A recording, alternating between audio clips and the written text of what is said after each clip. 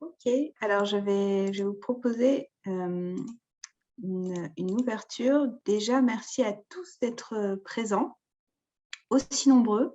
Merci pour votre présence. Cette conférence est co-organisée par Centrale Énergie et Centrale Transition, dont vous trouverez les sites internet dans le chat de cette conférence. Et dans ce chat, vous trouverez également un lien SpeakUp sur lequel poser vos questions et sur lequel vous pourrez voter pour vos questions préférées.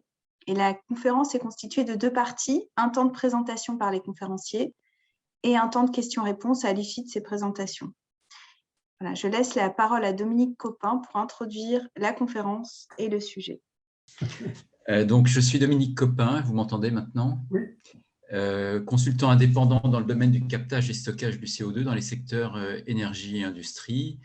Je suis par métier ingénieur pétrolier, puisque j'ai travaillé 40 ans dans le groupe Total, qui s'appelle maintenant Total Énergie, et je suis actuellement professeur à Total Énergie, professeur associé. Donc, merci à Centrale Énergie et Centrale Transition de m'avoir donné l'occasion, ainsi qu'aux 2 orateurs de ce soir, de partager avec vous notre vision de ce que pourrait ou devrait être le rôle du CCS dans la transition bas carbone des secteurs énergétiques et industriels. Donc, Mathilde Fajardi est analyste de l'Agence internationale de l'énergie au sein de l'équipe en charge du CCS à l'AIE, et Hernan Silva est chez Total Énergie, directeur CCS pour l'Europe continentale. Donc, par construction, les 3 intervenants de ce soir sont convaincus à divers titres de l'importance du CCS dans cette transition. Cependant, ils reconnaissent aussi que le CCS est un sujet largement méconnu et incompris. Aussi, en accord avec les principes des conférences de Centrale Énergie et Centrale Transition, cette conférence a été organisée de manière à favoriser le débat entre nous. C'est la raison pour laquelle un temps assez long a été prévu pour favoriser les échanges. Et dans cette perspective, il m'a semblé intéressant d'introduire la conférence par un film de 5 minutes violemment opposé au CCS. Il a été réalisé par un site satirique australien qui s'appelle The Juice Media, que Wikipédia définit comme un producteur de satire politique et sociale fermement engagé contre le changement climatique. Ce site soutient le mouvement de la jeunesse pour le climat. Ce film est extrait d'une série parmi les plus connues du site. Ce film est extrait d'une série parmi les plus connues de ce site qui s'appelle très ironiquement Honest Government Ads. Soyons clairs, il ne présente en aucune manière les points de vue des orateurs de ce soir, mais il a le mérite de concentrer en quelques instants les arguments les plus pertinents des opposants au CCS. En ce sens, il présente ce qui se fait de mieux en la matière. À charge pour ceux comme nous qui sont d'un avis contraire de présenter leurs propres arguments. Vous voudrez bien leur pardonner de ne pas maîtriser l'arme du rire parfois grossier, aussi bien que le fait le site en question. Donc voici le film. Le film, effectivement, c'est un film qui présente ses arguments de manière très excessive, très orientée. N'empêche qu'il y a un certain nombre d'arguments qu'on peut retenir de ce film et qui seront certainement abordés au cours de cette soirée. Le CCS coûte cher, c'est une technologie immature, les promesses du CCS qui sont dites depuis plusieurs dizaines d'années ne sont pas tenues, les compagnies fossiles et en particulier pétrolières en tirent un grand profit aux dépens des contribuables, les investissements en faveur du CCS ne servent qu'à ralentir le développement des vraies solutions pour la transition bas carbone. L'utilisation du CO2 consiste à injecter du CO2 pour produire plus de pétrole dont la consommation conduira à des émissions plus importantes que ce qui aura été injecté et stocké. Voilà ce que j'ai noté comme grands arguments qui ont été développés dans ce film.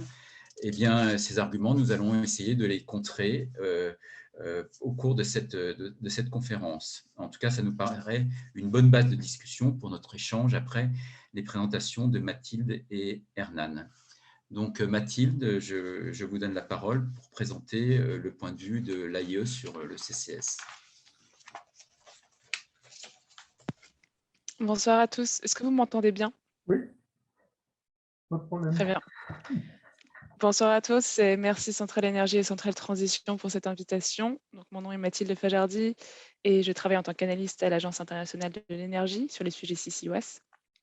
Donc, pour celles et ceux qui ne connaissent pas, l'AIE fait partie de l'OCDE, donc c'est l'Organisation pour la coopération et le développement économique. Elle a été fondée en 1974 et compte 30 pays membres et 8 pays associés. Donc, nous travaillons avec les gouvernements et les industriels pour délivrer un système énergétique fiable et durable à l'échelle mondiale. Et donc, dans ce contexte, notre équipe nous explorons le rôle de différents leviers pour atteindre cet objectif, à la fois technologiques et comportementaux. Et ma présentation aujourd'hui a pour but de discuter de la technologie CCUS et de son rôle dans la transition bas carbone. Donc d'abord, un petit point sur déjà ce qu'est le CCUS. Donc ce qu'il faut comprendre, c'est que le CCUS est composé de différentes briques, et c'est donc un éventail de technologies et de pratiques. Il y a d'abord la capture ou le captage de CO2. Donc ce CO2 peut être capté d'un point source, par exemple une cimenterie ou une centrale thermique. Dans ce cas, le CO2 peut être de différentes origines. Il peut être lié à la combustion d'énergie fossile, à la combustion de biomasse, à un procédé industriel qui libère du CO2, par exemple la production de clinker à partir de calcaire dans les cimenteries. Le CO2 peut également être capté directement de l'air, ce qu'on appelle DAC, ou Direct Air Capture en anglais. Et donc, les méthodes de captage diffèrent selon les technologies qui peuvent être à la fois chimiques, donc à l'absorption à l'aide de solvants, ou physiques par des membranes. Et toutes ces méthodes ont donc des coûts différents selon le type de technologie et la concentration du CO2 à la source. Il y a donc après la brique transport, le CO2 est transporté par pipeline, bateau ou camion à un point de stockage ou d'utilisation. Donc pour le stockage, le CO2 est injecté dans des formations rocheuses profondes, sous le sol, et ça peut être également sous le plancher marin en offshore. Et s'il n'est pas stocké, le CO2 peut être utilisé, donc ce qu'on appelle l'utilisation du CO2, dans des produits qui auraient typiquement utilisé la transformation de ressources fossiles carbonées, donc par exemple des produits chimiques, des combustibles liquides ou des polymères, et c'est ce qu'on appelle l'utilisation. Donc, pour parler du rôle du CCUS au sein de cette transition, c'est important que j'en dise un peu plus sur nos scénarios de décarbonation à l'AIE. Donc, en mai cette année, l'AIE a publié un rapport sur comment atteindre la neutralité carbone du système énergétique en 2050 à l'échelle mondiale. Ce rapport a été pensé en réponse à un mouvement qui prend de l'ampleur à la moitié du siècle, annoncé à toutes les échelles par des groupements de pays comme l'Europe, par des pays, des régions, des villes et entreprises.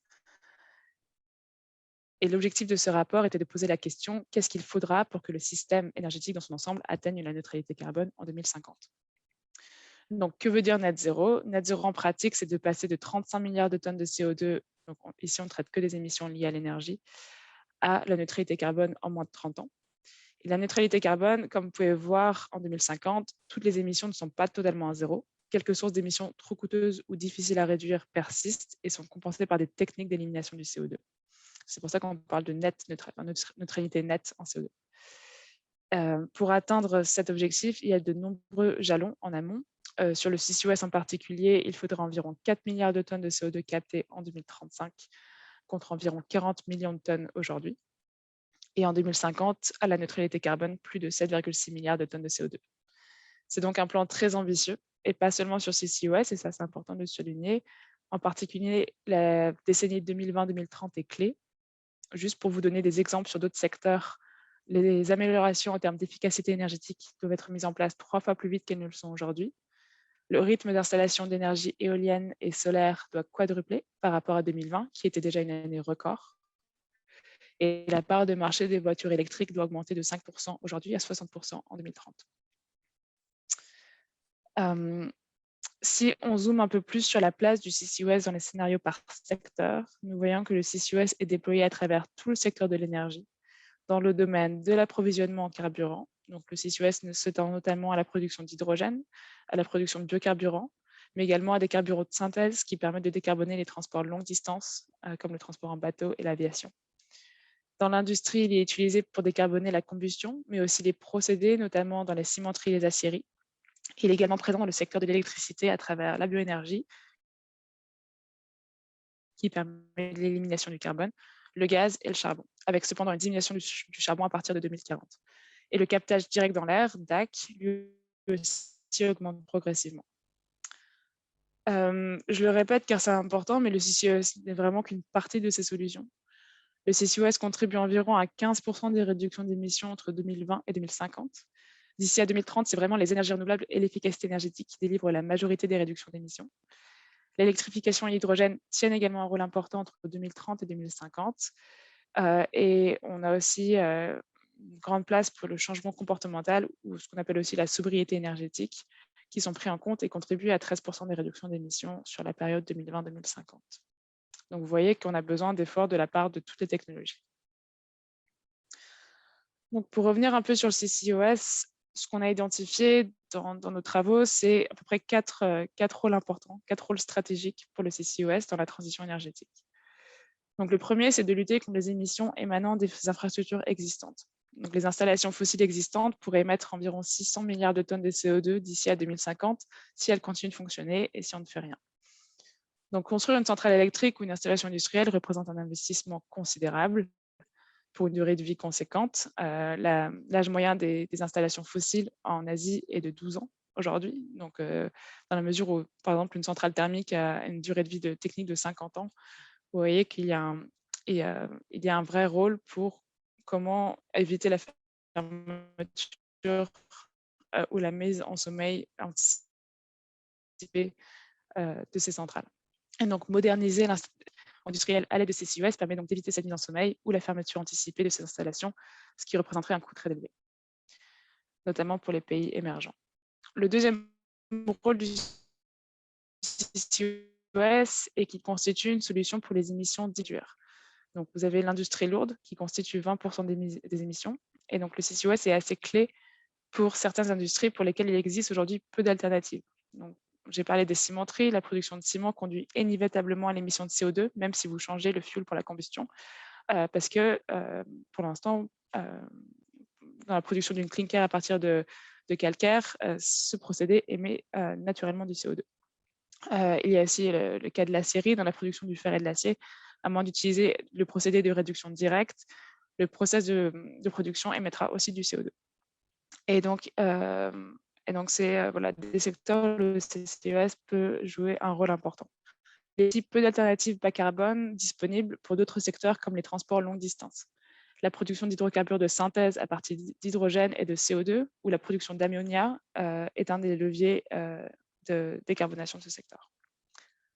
Le CCUS peut également être utilisé pour produire de l'hydrogène bas carbone, qui joue un rôle dans les scénarios net zéro. Donc, l'hydrogène contribue à peu près à 9% des réductions d'émissions et est produit majoritairement par électrolyse de l'eau dans les scénarios net zéro, mais également en partie par énergie fossile avec captage de CO2.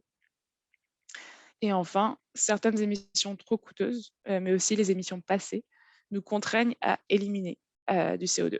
Donc, on a besoin d'éliminer du CO2 dans l'air en plus de tous les efforts de réduction d'émissions. Et donc, le CCUS, à travers le captage direct dans l'air ou le captage sur des installations à bioénergie, est une des rares technologies qui permettent l'élimination du CO2 dans l'air.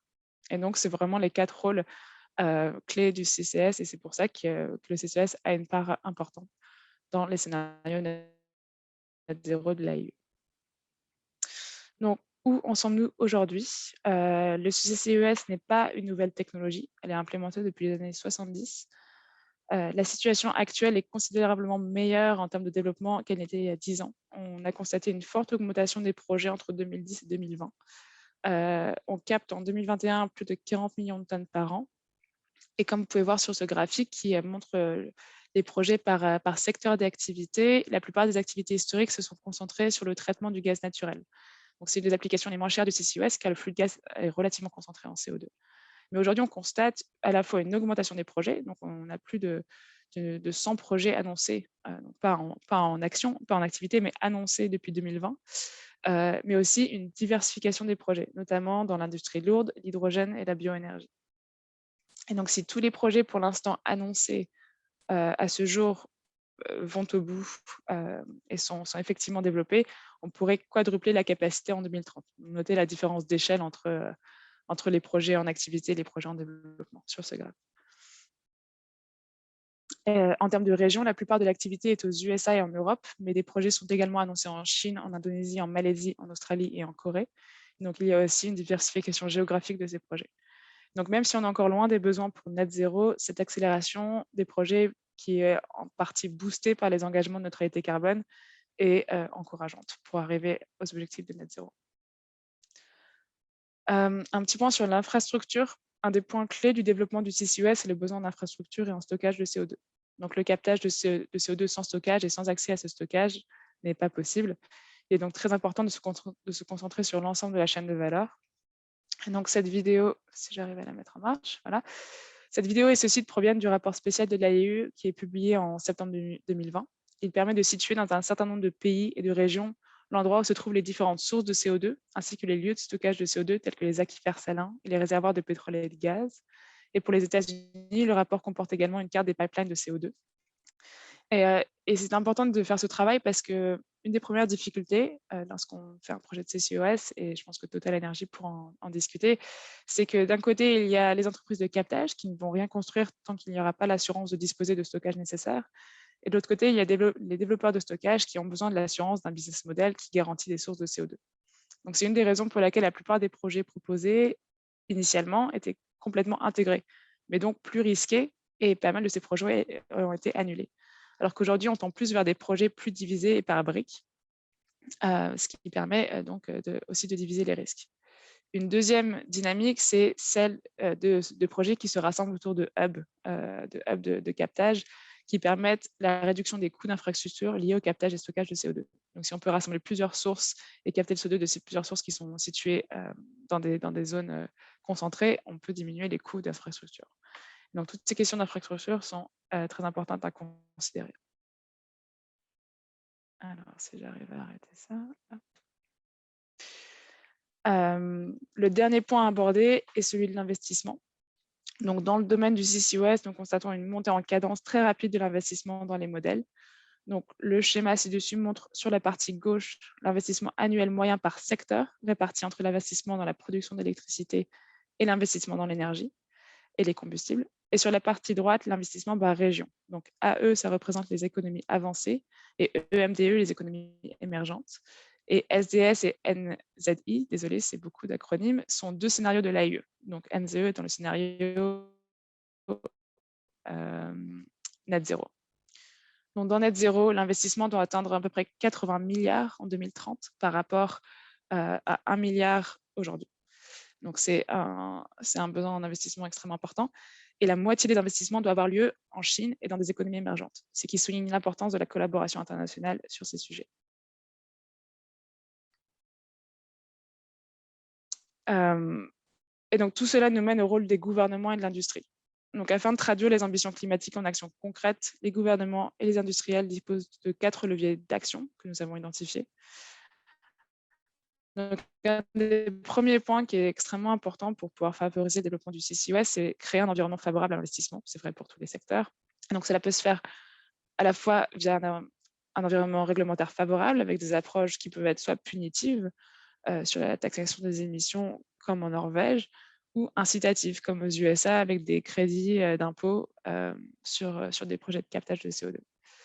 Un deuxième levier, c'est coordonner et soutenir des pôles industriels et le partage d'infrastructures. Donc l'Europe est notamment en train de montrer la voie sur ce point avec des hubs de captage qui commencent à émerger autour de la mer du Nord, et Total Energy va en discuter également.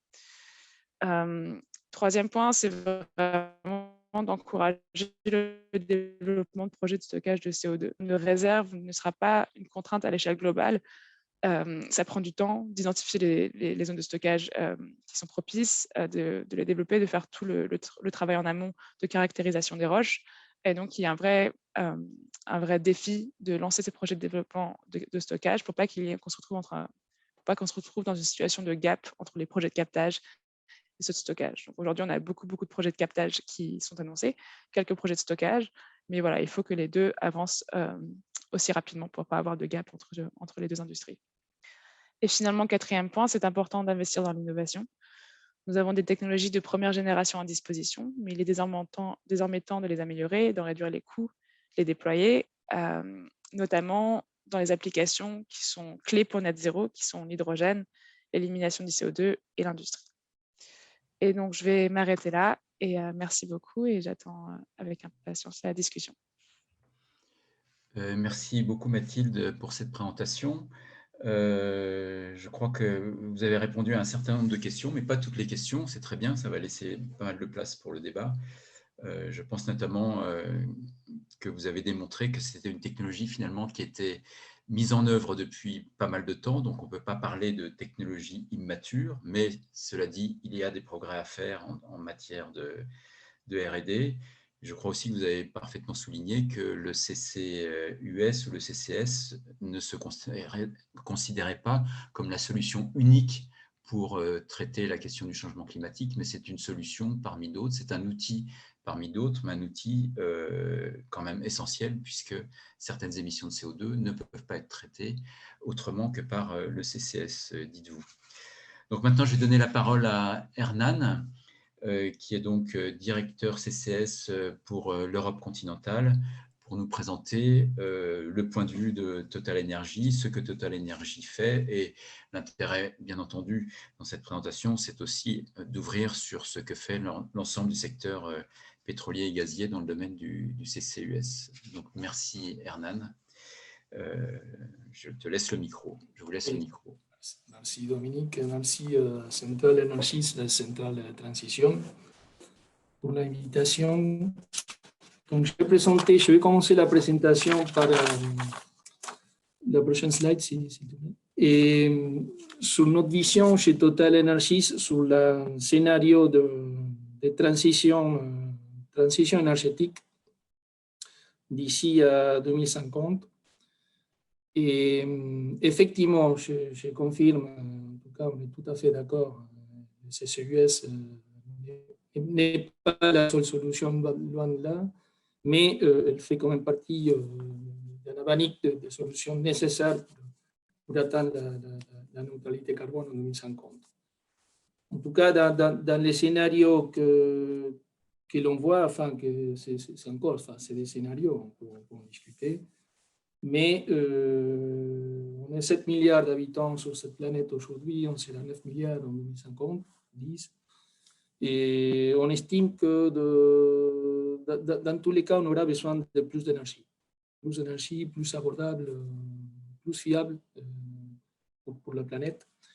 Et en même temps, il faut qu'on arrive à réduire les émissions.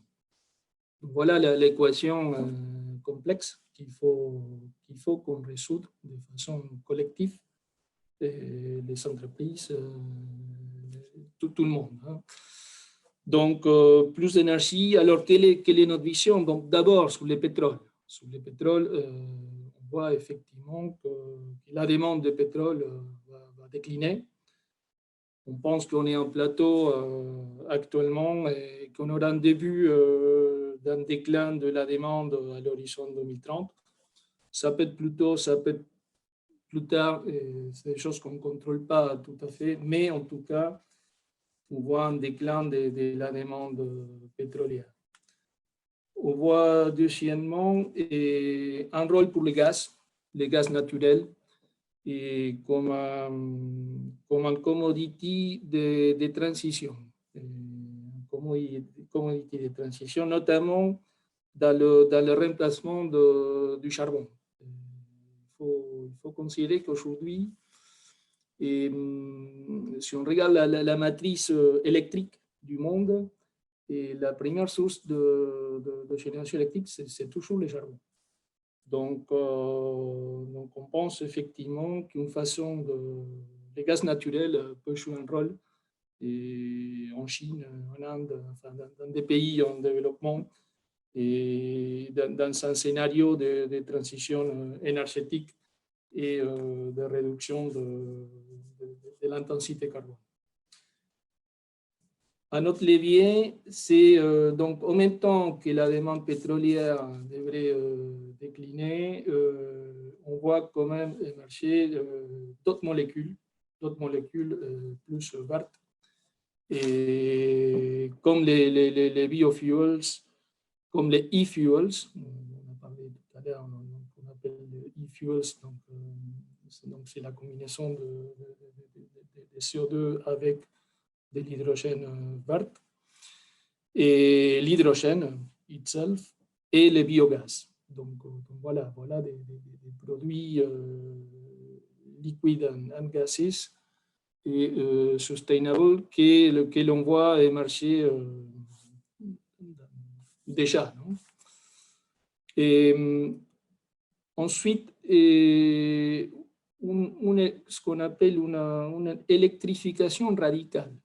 C'est-à-dire que selon notre vision, en fait, on voit un monde beaucoup plus électrifié.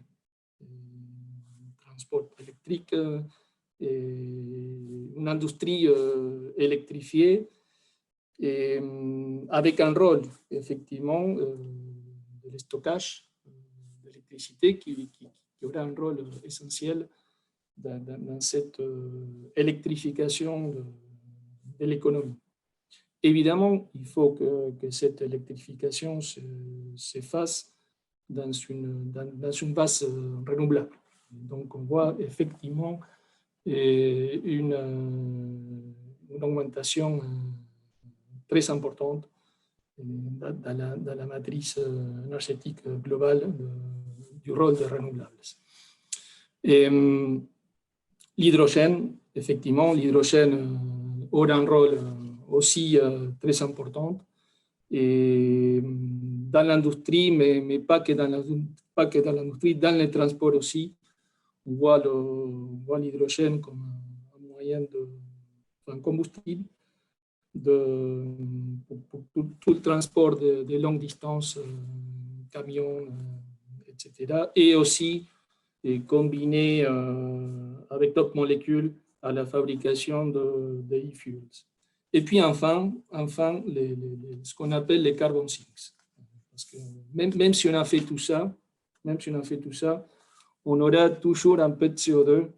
Et donc, dans un scénario de neutralité carbone, il faut qu'on puisse en fait, réduire ces émissions de CO2 et puis même le neutraliser avec des méthodes, ce qu'on appelle NBS, c'est Natural Based Solutions. C'est des carbon sinks. Ce qu'on appelle carbon sinks, c'est vraiment c'est des puits de CO2, des puits que ce soit naturels ou des puits géologiques. La prochaine, s'il te plaît. Donc, concernant le rôle du CCS dans ces scénarios de transition énergétique, donc on est assez en ligne, en fait. Bon, on a plusieurs scénarios, hein, le scénario momentum, rupture plus. Et on se positionne dans les scénarios plutôt rupture plus, hein, comme scénario de référence. Et effectivement, on voit une nécessité à l'horizon 2050 et d'une activité CCS de l'ordre de 7 gigatonnes. 7 gigatonnes, donc c'est pas complètement, tellement différent des chiffres qui ont été présentés tout à l'heure. Et voilà. Et donc, l'objectif de cette activité CCS sera donc de décarboner les industries qui sont autrement difficiles de décarboner. Donc, on a parlé du ciment. Il y a le waste, hein, le waste incinerators. Hein, je ne sais pas comment on dit en français, mais c'est voilà, waste incinerators qui génèrent beaucoup de CO2, l'industrie chimique, l'industrie de l'acier, etc. Et deuxièmement, on voit aussi le CCS nécessaire pour la fabrication de l'hydrogène bas carbone et ce qu'on appelle l'hydrogène bleu. Hein, donc, on voit effectivement un rôle pour l'hydrogène bleu, un rôle pour l'hydrogène vert. Et dans notre vision, en fait, on n'est pas dogmatique par rapport à la couleur de l'hydrogène. En tout cas, on pense qu'il faut faire de l'hydrogène bleu quand c'est efficace de faire de l'hydrogène bleu, et il faut faire de l'hydrogène vert quand c'est efficace de faire de l'hydrogène vert. Je veux dire que si on a accès, par exemple, à l'énergie renouvelable à bas coût, et si on a accès à l'eau, là, on a des conditions qui sont très favorables à la fabrication de l'hydrogène vert. En revanche, si on a accès au gaz naturel avec des prix ce qu'on appelle prix tête de puits plutôt bas, et avec des capacités de stockage de CO2 à proximité. Là, en revanche, on a des conditions qui sont plutôt favorables à la fabrication de l'hydrogène bleu. Donc, voilà. Et puis enfin, on aura aussi besoin du CCS pour atteindre des émissions négatives. Parce que même si on fait tout ça, on aura encore besoin de netter d'une certaine façon des émissions rémanentes. Et donc, on a besoin de ce qu'on appelle carbon removals.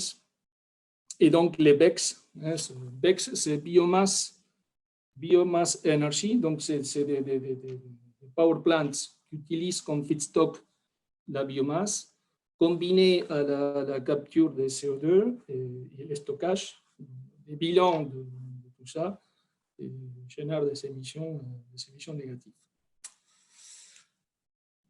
Donc voilà un peu la vision ça c'est la vision d'un scénario de transition énergétique. Et là prochainement, donc, je vais montrer comment Total Energy se positionne par rapport à cette vision de scénario de transition énergétique.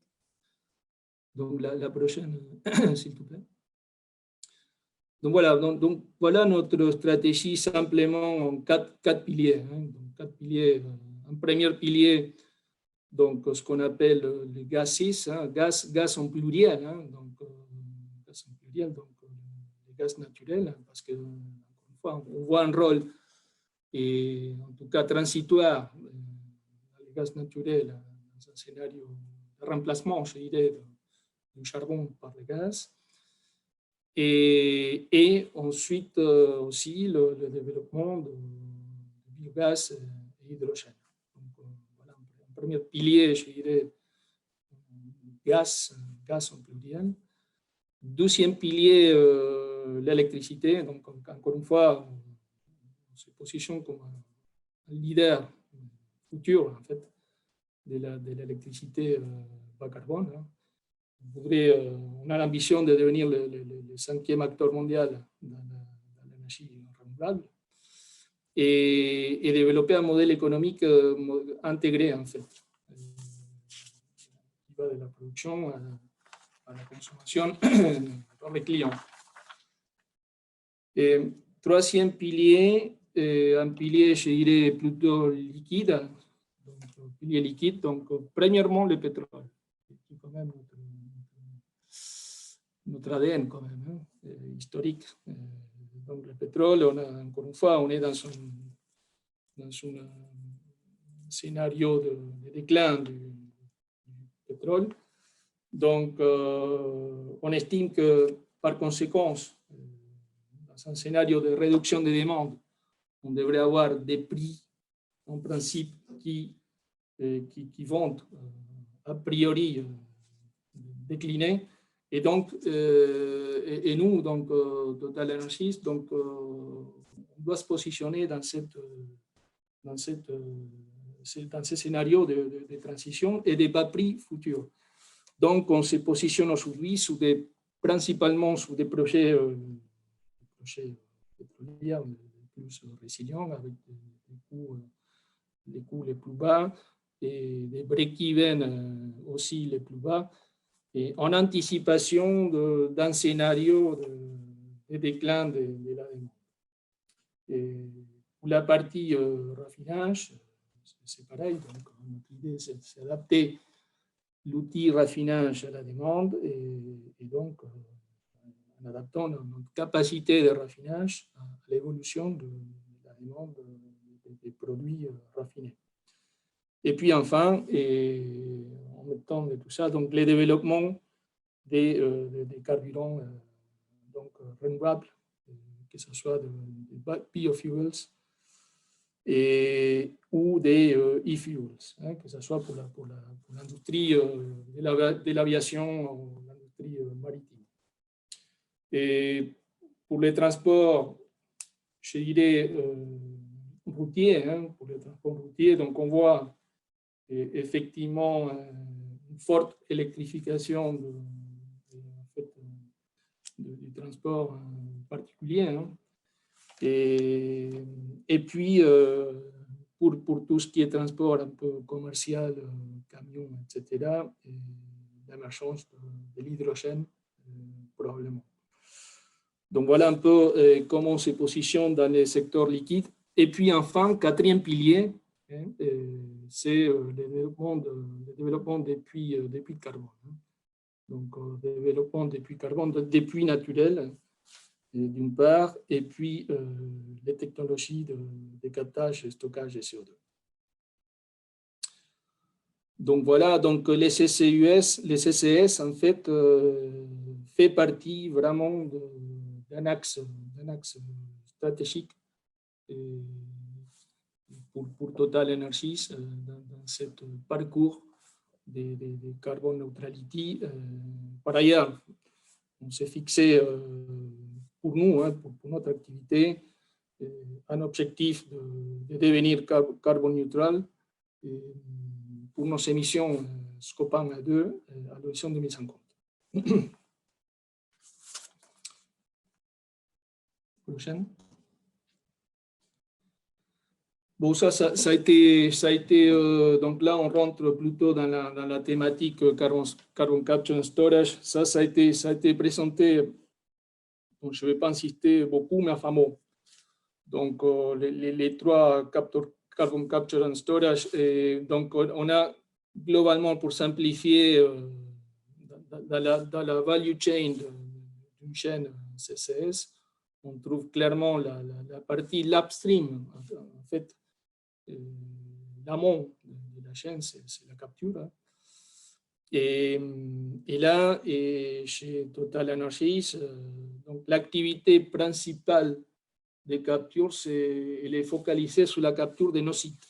Donc, on se fixe comme objectif la décarbonation de nos sites industriels dans la compagnie. Et ensuite, la partie transport, donc c'est qui consiste effectivement à collecter tout le CO2 capturé dans les sites industriels, nos sites à nous, mais aussi les sites de tiers parties, et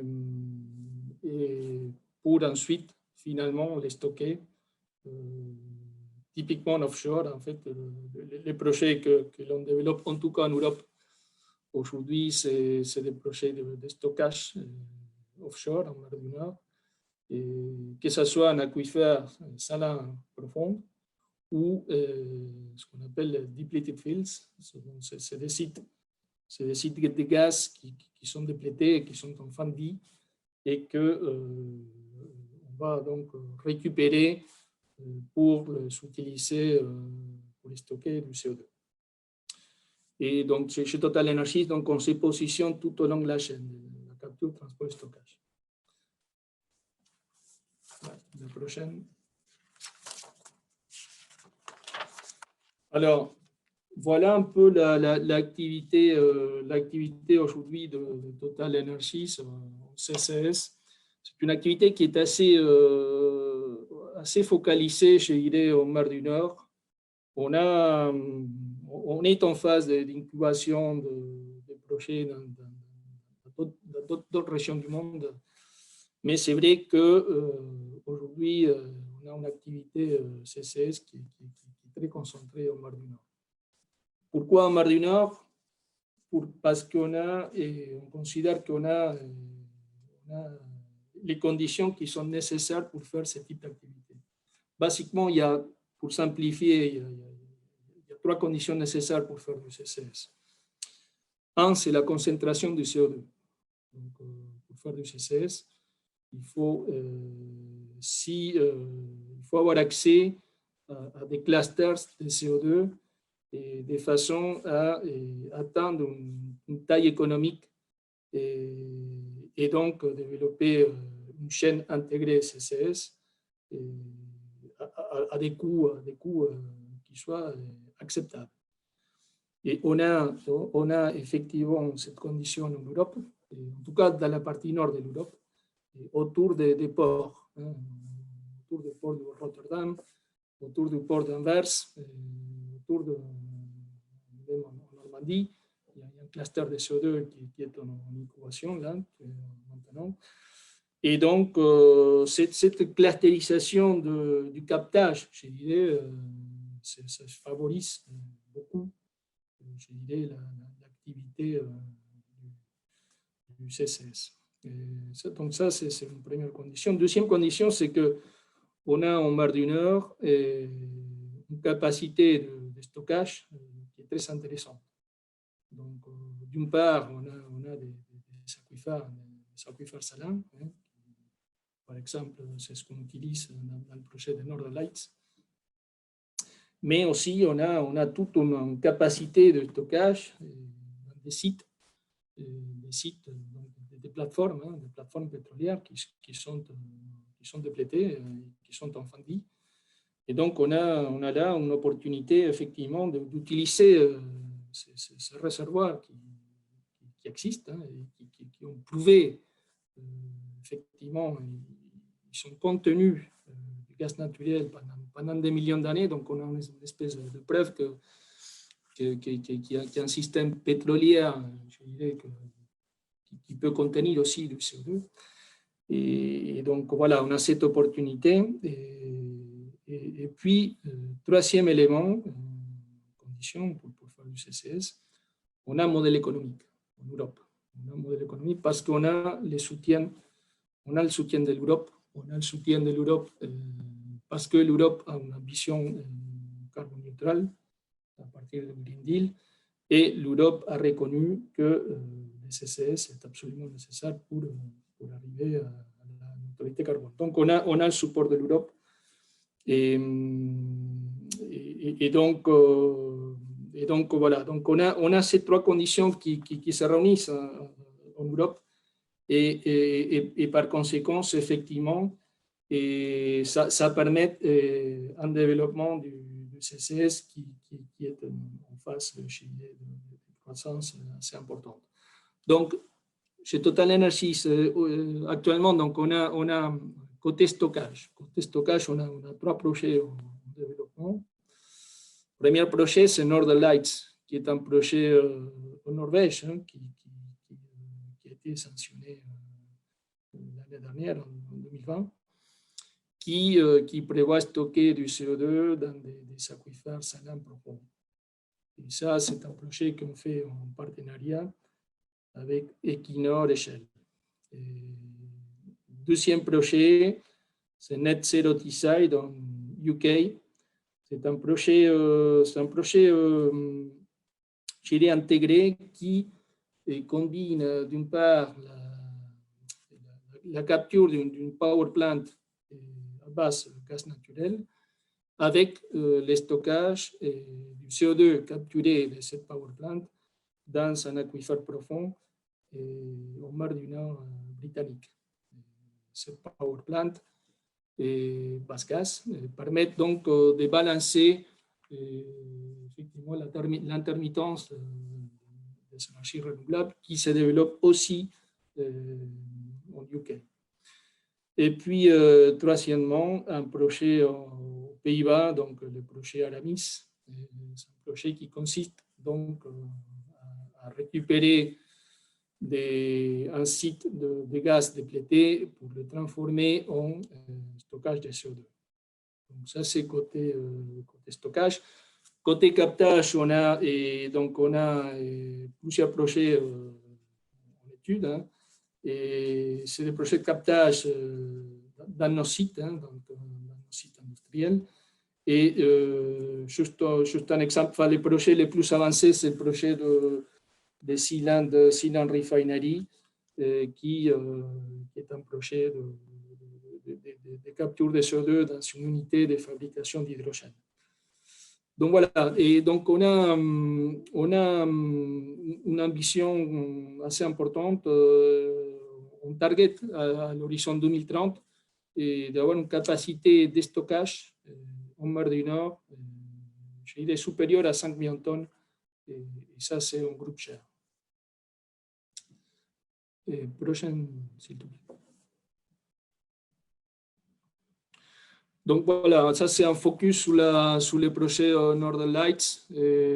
Donc là, effectivement, côté modèle économique, donc les CO2 sera taxé fortement en Norvège, donc ce qui est une incitation importante à la décarbonation, d'une part, et puis d'une autre part, il y a aussi le soutien du gouvernement norvégien. Et donc tout ça crée des conditions économiques qui permettent effectivement de lancer une première phase de développement de ces projets Northern Lights. Les industriels qui captent les CO2, donc dans cette première phase, il y en a deux. Et il y en a un cimentier et puis il y a un waste incinerator.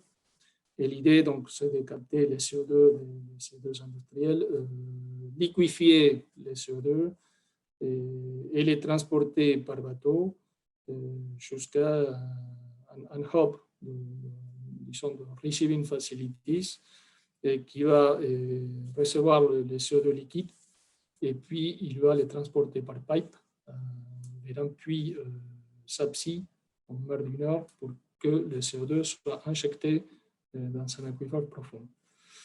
Donc voilà, c'est un projet qui coûte 800 millions de dollars. Première phase, 1,5 million de tonnes. Et une deuxième phase en étude qui va monter à 5 millions de tonnes par an. Et l'autre exemple de projet que je voulais partager avec vous, c'est le projet d'Aramis. C'est la prochaine slide, s'il vous plaît. Donc voilà, donc c'est le projet Aramis. Donc pareil, c'est un projet qui a le soutien de l'État néerlandais avec un système, c'est toujours pareil, il y a un système on appelle ça carotte and stick, hein, donc c'est-à-dire que pour les industries qui ne décarbonent pas, ils payent une très forte taxe. Là, c'est 125 € la tonne en 2030. En revanche, pour les industries qui décarbonent, eux, ils sont le soutien de l'État. Donc, il y a un fort incentive, je dirais, à décarboner. Mais fondamentalement, ce qu'on pense, en tout cas chez Total Energy, c'est qu'aujourd'hui, on a le soutien des États, mais à terme, il faudrait que cette activité, si on veut vraiment qu'elle se développe massivement, ce qu'il faudrait, c'est un prix du carbone. En fait, c'est un prix du CO2 qui justifie par lui-même la décarbonation. On ne pourra pas décarboner l'industrie, hein, et on ne pourra pas atteindre les objectifs de carbon neutrality, hein, si on n'a pas vraiment un prix du CO2. Donc, ça, c'est une conviction que l'on a. Donc, à terme, il faudrait que le prix du CO2 soit tel que ça permette la décarbonation de l'économie. Donc, en Europe, le prix du carbone, aujourd'hui, il est l'ETS, hein, ce qu'on appelle l'ETS. Il a beaucoup monté, donc on est à 68 € la tonne. Donc, c'est un prix qui commence à être plus intéressant. Mais il faut savoir que pour justifier une chaîne CCS, il faut un prix autour de 120, 125 € la tonne. C'est pour ça qu'aux Pays-Bas, les prix de la taxe carbone a été fixé en fait à 125 € la tonne. Et donc là, c'est un projet où on est Total Energies, on est intégré en fait sur toute la chaîne puisqu'on capte dans nos sites industriels, on transporte les CO2 via ship, donc bateau, en mode cryogénique, et puis on les stocke chez nous en fait dans des sites de gaz déplétés. Donc les projets, par exemple, le projet Sealand Refinery, Et Silane Refinery est une raffinerie qui émet aujourd'hui 1,6 million de tonnes, 1,6 million de tonnes, dont 0,8 million de tonnes qui viennent de l'unité d'hydrogène. Donc, la raffinerie produit son propre hydrogène. Et aujourd'hui, le CO2, il est pas dans l'atmosphère. Et donc, l'objectif, là, c'est de capter le 0,8 million de tonnes par une méthode de capture cryogénique. Et donc, transporter ce CO2 en phase liquide jusqu'à un hub qu'on va développer dans le port de Rotterdam. Et dans ce hub, le CO2 sera stocké dans un pack de stockage buffer et stocké de façon cryogénique et pour ensuite être pompé à 180 bars vers un pipe offshore qui sera un nouveau pipe qu'il faut construire de 200 km pour connecter Rotterdam au site de stockage. Et une fois offshore, le CO2, il sera connecté à nos plateformes qui vont arrêter de produire du gaz naturel en 2025. Et à ce moment-là, les plateformes seront transformées en plateformes d'injection de CO2. Et donc, le CO2 sera injecté dans des puits existants et vers le réservoir qui sont déplétés à 4000 mètres de profondeur. Donc voilà, et donc on prévoit une première phase de développement et avec une sanction 2023, Startup 2026. Et évidemment, tout ça, on le fait en partenariat avec d'autres sociétés. Et donc, une première phase de 5 millions de tonnes.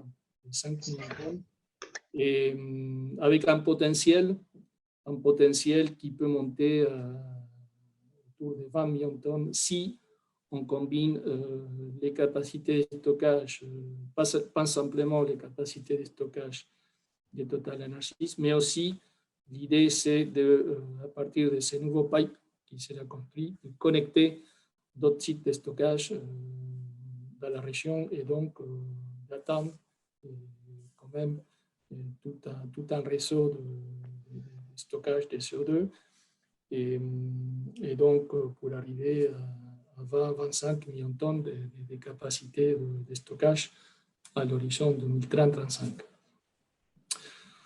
Donc voilà, et donc une première phase qui est assez concentrée sur les Pays-Bas, mais avec l'ambition de ces projets Aramis, on prévoit aussi décarboner le Benelux, donc la Belgique, et aussi, pourquoi pas, les sites industriels du nord de la France, Dunkerque par exemple, Les Havres, et aussi l'Allemagne. Donc voilà ce que je voulais partager avec vous. Et je suis prêt à répondre à vos questions. Merci beaucoup, Hernan. Je crois que là aussi, on a vu l'importance du CCS pour atteindre l'objectif net zéro émission. Il y a évidemment un lien très fort entre les deux points. Pardon.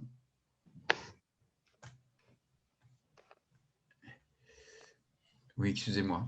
Donc, il y a un lien très fort entre l'objectif annoncé de plus en plus globalement et pays par pays et région par région d'un objectif net zéro émission et le développement du CCS. Je crois qu'à ce stade, on va passer aux questions. J'ai vu qu'il y avait pas mal de questions qui étaient posées. Cécile, peut-être, si vous pouviez nous poser les questions qui vous paraissent les plus pertinentes ou qui ont obtenu le maximum de support. Alors oui, effectivement, merci à tous pour les questions qui ont été posées. Je vais prendre le premier tour, Cécile, si tu le veux bien. On a plusieurs questions qui ont été posées, au moins 2 ou 3, sur finalement le rythme de développement des projets CCS.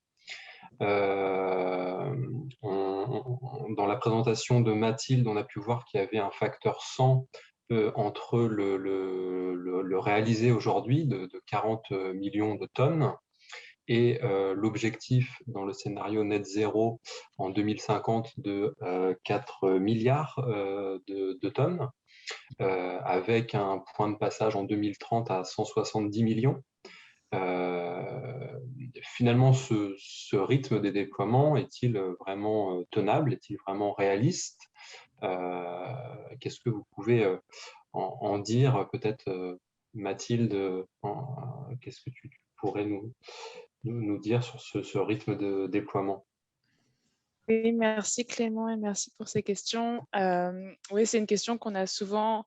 Je pense que on a très souvent la question, est-ce que les scénarios sont réalistes? Et déjà, il faut déjà dire que les scénarios de l'AIE ne sont pas des prédictions.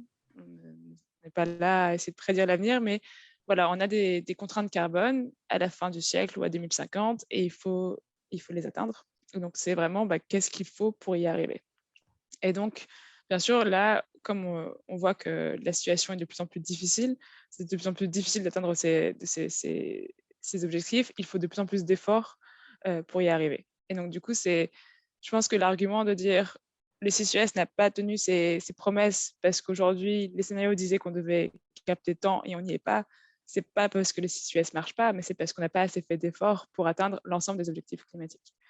Donc, c'est vraiment, s'il faut retenir quelque chose, c'est que, voilà, sans que ce soit réaliste ou non, il faut faire le maximum d'efforts pour essayer d'arriver à ces scénarios que l'AIE développe, mais aussi plein d'autres centres de recherche développent et sont tous très ambitieux parce qu'il faut être extrêmement ambitieux pour arriver à net zéro ou arriver à 1,5 degré ou 2 degrés.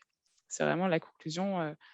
Et c'est vrai pour le CCS, mais c'est vrai pour toutes les technologies. Enfin, on a un niveau d'ambition pour toutes les technologies, que ce soit éolien, solaire, mais aussi pour tout ce qui est changement comportemental, qui fait que voilà, le niveau d'ambition est réel à travers le secteur énergétique. Maintenant, sur CCUS, je pense qu'il y a quand même des signaux qui sont encourageants. Comme j'ai dit pendant la présentation, cette année, on n'a jamais vu autant de projets sortir, être annoncés. Donc là, quand je parle de 170 millions de tonnes de CO2 captées en 2030, c'est juste pour les projets annoncés en ce moment. On a des projets annoncés quasiment toutes les semaines en ce moment, donc on a même du mal à garder le compte. On n'a jamais eu ce niveau d'activité-là dans notre secteur. Donc je pense que c'est quand même des signaux encourageants. Je pense que l'industrie peut continuer d'accélérer. Il y a des signaux encourageants de la part à la fois réglementaire. Donc on va avoir une future réforme des marchés du carbone à l'échelle européenne qui va être mise en place cette année et l'année prochaine. Si à l'issue de la COP, il y a eu un changement on va dire une amélioration de l'article 6 qui est donc tout ce qui est échange de marché du carbone internationaux et collaboration internationale, qui aussi envoie des bons signaux pour le CCS. Il y a la prise d'engagement de plus en plus fréquent et de plus en plus contraignant pour les pays, mais aussi à l'échelle des villes, des régions, des États et des entreprises. Et il y a aussi toute une discussion sur les transitions justes, donc de faire une transition énergétique qui ne laisse personne derrière, que ce soit à la fois dans des pays développés, mais aussi dans des économies émergentes. Et c'est là où le CCUS peut permettre à beaucoup de pays d'atteindre des objectifs tout en continuant une partie de leur développement. Et c'est pour ça qu'on travaille énormément avec l'Afrique, donc le Nigeria, l'Afrique du Sud, le Brésil. Et c'est des pays qui vont avoir besoin de cette technologie pour arriver à concilier une partie de leur développement économique et des objectifs climatiques. Merci beaucoup Mathilde. La question d'après est, je pense, aussi destinée. Quel est l'impact de l'actuelle envolée des prix de la tonne de CO2 pour le développement de la filière CCUS?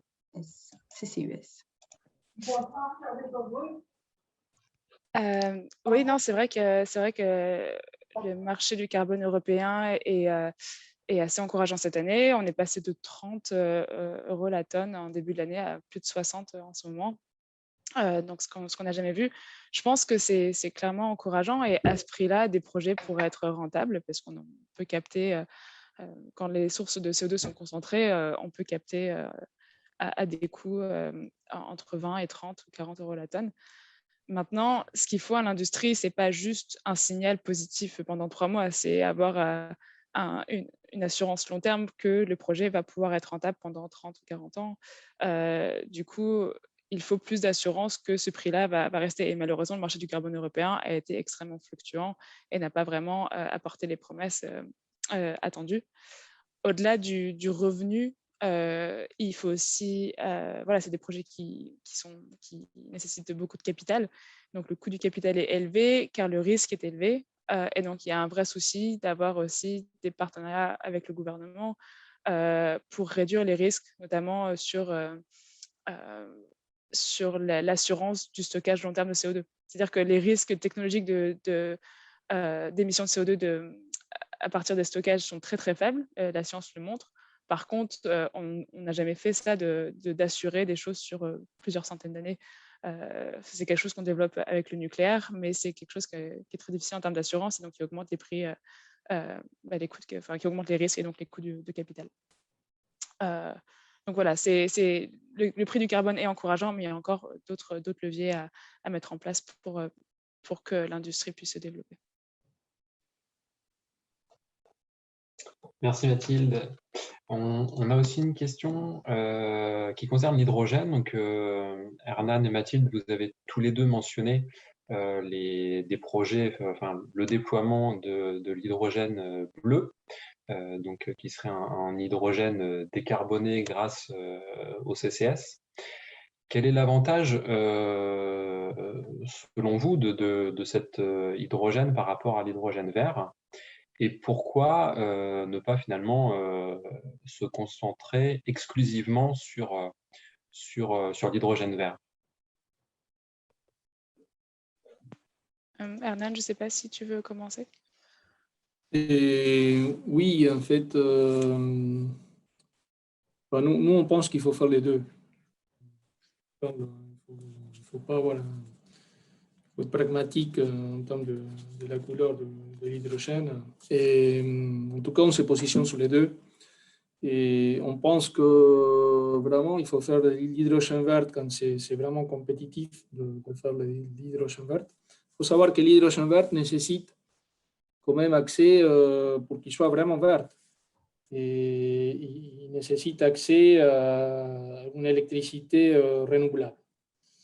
Et donc, il faut, première condition, il faut avoir, pour faire de l'hydrogène vert un coût raisonnable, il faut avoir accès à une électricité verte avec un prix raisonnable.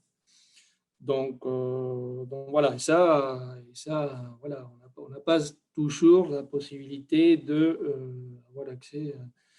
Et donc on a dans le renouvelable, il y a des espèces de sweet spots, hein, que ce soit pour les solaires ou l'éolien.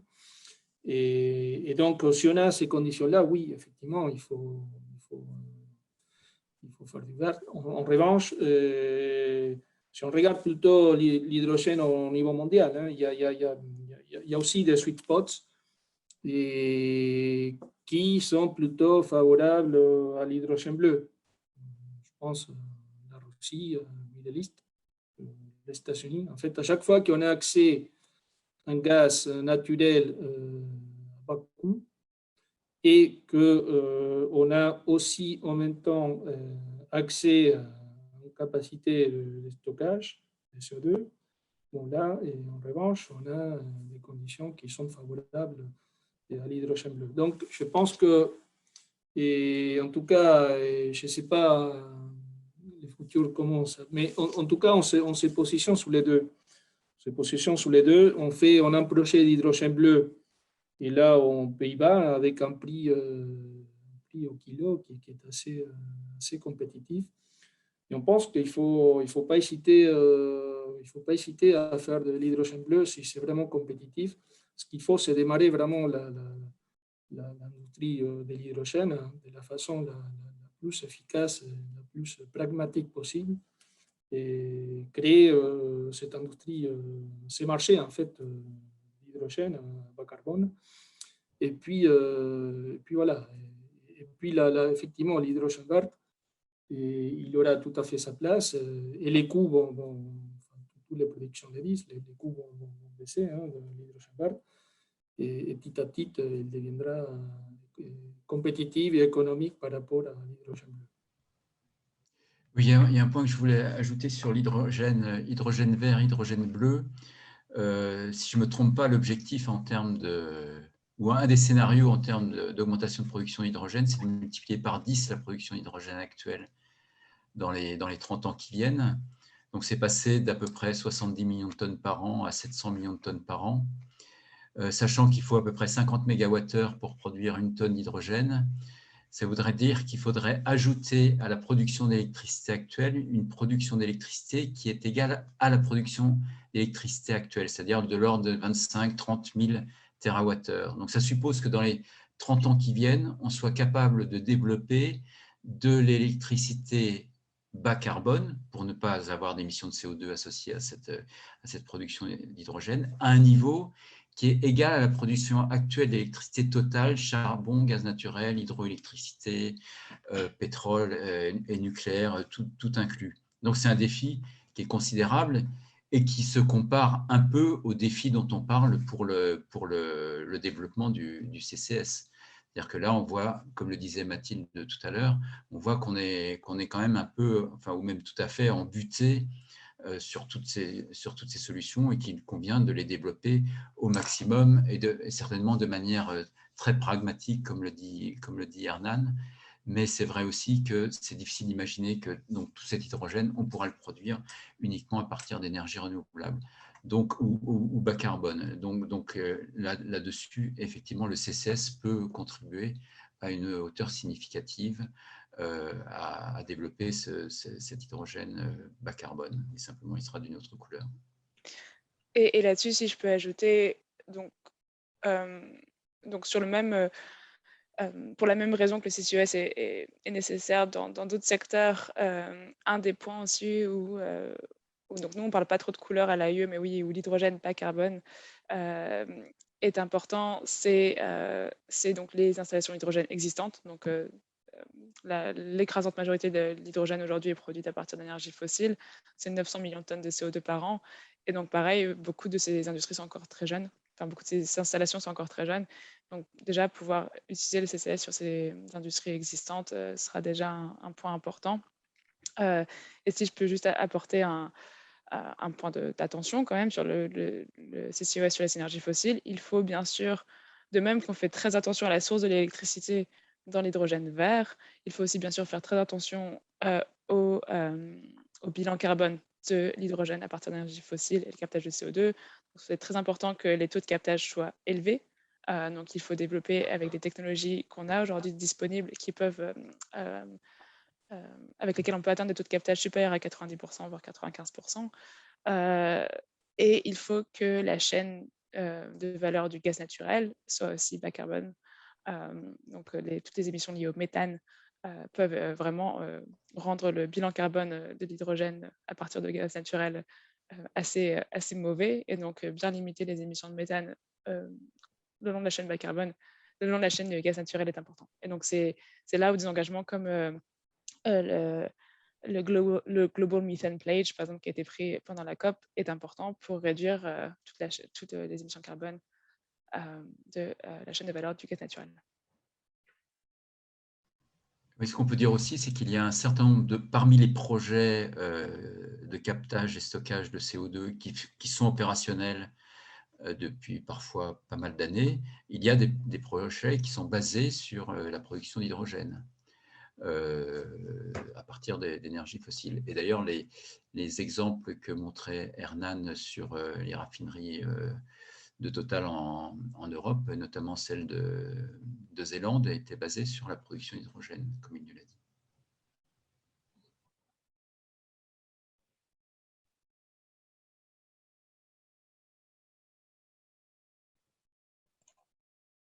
Merci beaucoup. La question suivante que je vous propose, il a été évoqué que les technologies du CCS devaient encore évoluer. Aujourd'hui, quelles sont les limites techniques qui freinent leur développement?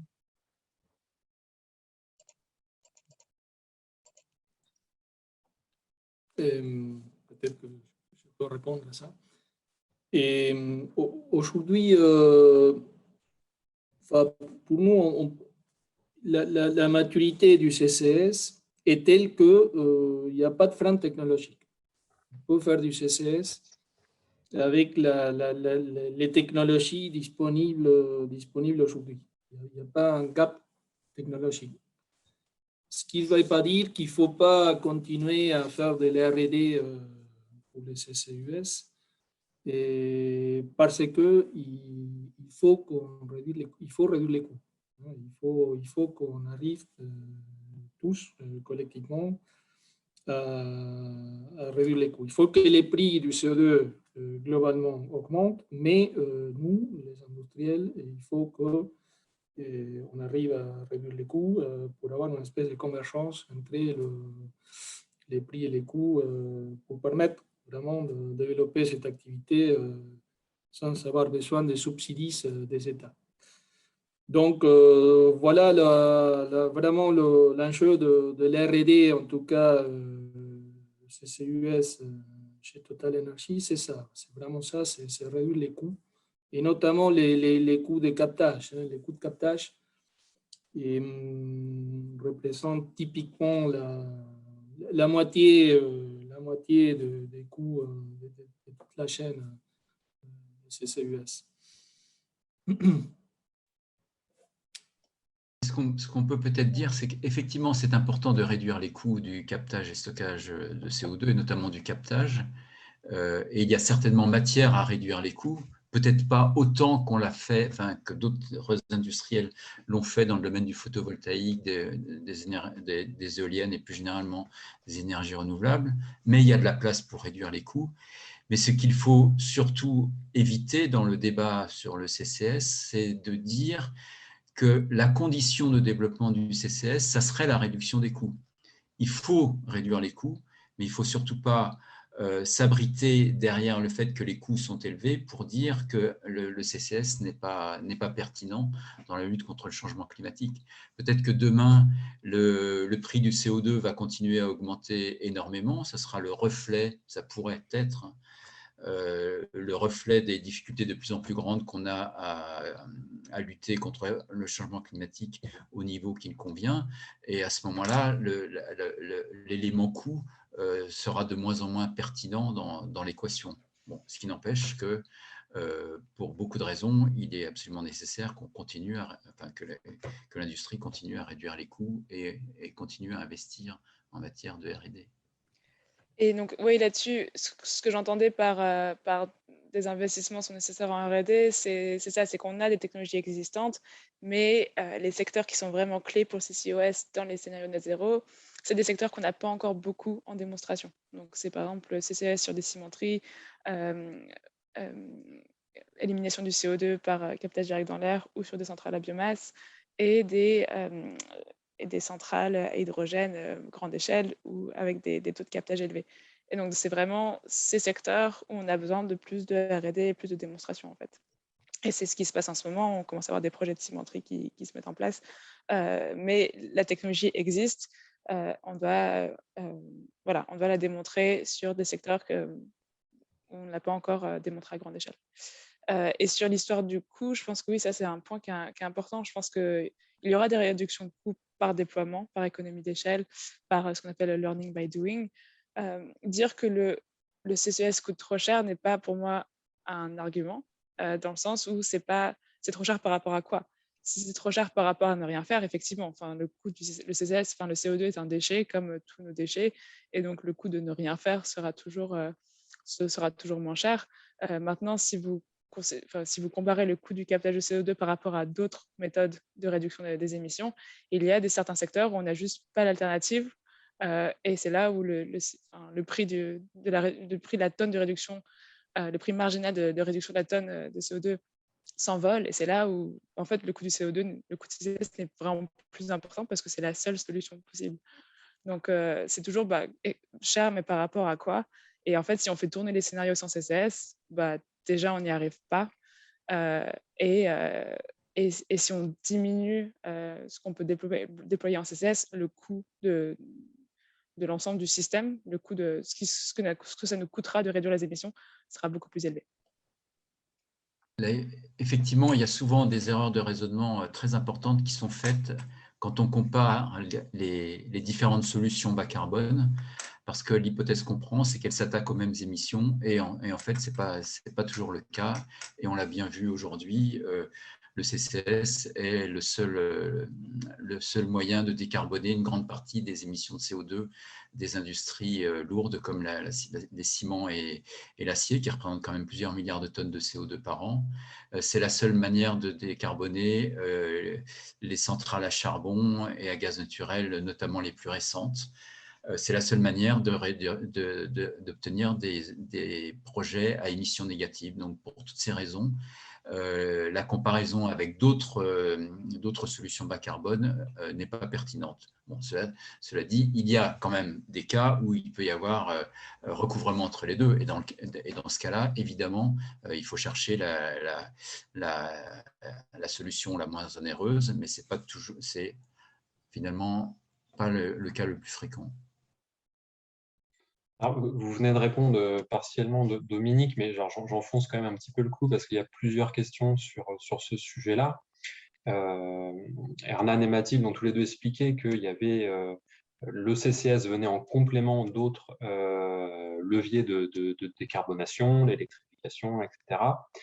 On a vu aussi et Mathilde le soulignait à l'instant, que le CCS a encore besoin de fonds pour de la R&D, pour des projets de démonstration, etc.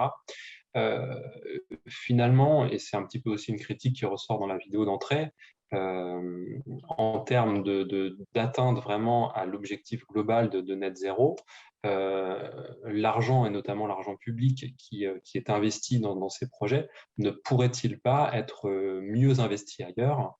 A-t-on des éléments de comparaison justement sur, je dirais, ce qui est dit dans la question sur le taux de retour sur investissement en termes de décarbonation? Combien d'euros on investit pour quelle rentabilité en termes de décarbonation? Vaste question. Vaste question. Moi, ce qui me semble quand même, c'est que d'une certaine manière, on n'a pas tellement le choix. C'est-à-dire que on est face à des émissions de CO2 qui sont importantes. Une grande partie de ces émissions de CO2 sont orphelines de solutions. Si on n'a pas du CCS, et donc on doit développer le CCS. Maintenant, le retour sur investissement, je ne le connais pas a priori. Ce qu'on peut quand même dire, c'est que dans une gamme de 50 à 100 euros par tonne, on pourra traiter une grande partie des émissions de CO2 dont on parle en ce moment. Je pense aux émissions de CO2, notamment des cimenteries et des aciéries. Elles seront probablement avec un prix du CO2 autour de 50 à 100 euros par tonne. On trouvera, les industriels trouveront des solutions pour se débarrasser pour éviter ce CO2. Et ce qui peut-être un point qui me semble important de dire, c'est qu'il y a un autre sujet vraiment critique pour le CCS, c'est les capacités de stockage. Et là, ce serait dommage de finir cette réunion sans parler des capacités de stockage. Il faut des capacités de stockage très importantes. On a réparti sur la Terre plus ou moins uniformément des capacités de stockage importantes, notamment dans les aquifères. Ces capacités de stockage, il convient de les certifier. Et donc là, il y a tout un effort à faire, notamment finalement par le secteur pétrolier et gazier qui est compétent dans ce domaine-là, dans le domaine des géosciences, des sciences du sous-sol. Tout un travail à faire pour identifier et certifier les capacités de stockage à la hauteur des besoins, qui sont effectivement très, très importants. C'est-à-dire qu'en fait, ce qu'on dit depuis 1 heure et demie, c'est qu'il faut développer dans un laps de temps extrêmement court une industrie dont la taille est comparable à la taille du pétrole et du gaz aujourd'hui, et qui a mis 150 ans à être développée. Là, nous, enfin, ce qu'on dit finalement, c'est que pour tenir les objectifs de net zéro émission avec la participation du CCS qui convient, eh bien, il faudra développer une industrie absolument gigantesque en un laps de temps très court. Et c'est effectivement un défi tout à fait considérable.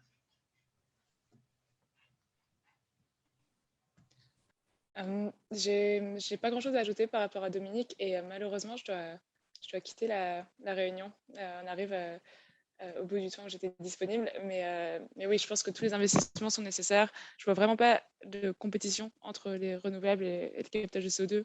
Encore une fois, on a besoin d'être ambitieux à tous les niveaux. Et du coup, la question n'est pas où est-ce qu'il faut investir.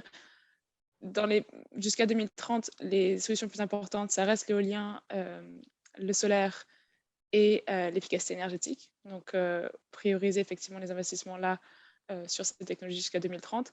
Mais en fait, après 2030, on aura besoin d'autres technologies. Et donc, pour qu'elles soient prêtes après 2030, il faut commencer à investir dès aujourd'hui. Et donc, voilà, investir dans la technologie à hauteur de leur déploiement dans les scénarios. Et sur ces mots, je dois quitter cette discussion, mais n'hésitez pas à m'envoyer des questions.